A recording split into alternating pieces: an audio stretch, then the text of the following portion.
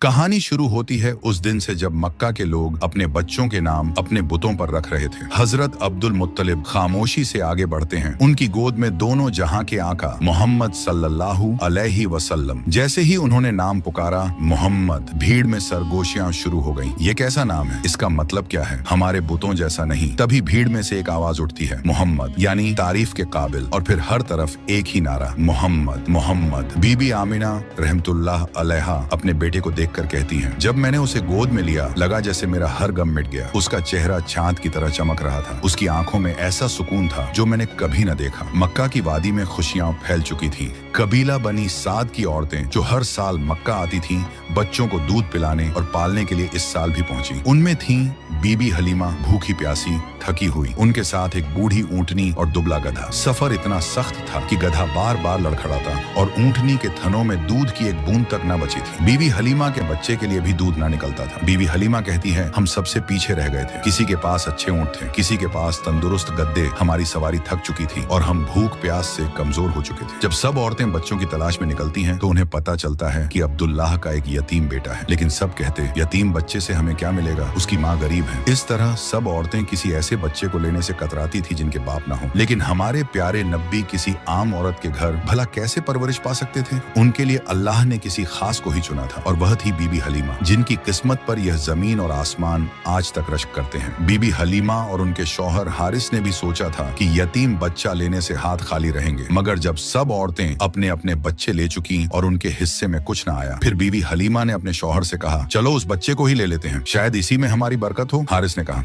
हाँ क्यों नहीं, शायद यही बच्चा हमारे नसीब बदल दे। और जब बीबी हलीमा बीबी आमिना रहमतुल्लाह अलैहा के घर पहुंची तो उन्होंने देखा और आगे क्या हुआ जानने के लिए पार्ट 2 जरूर देखें।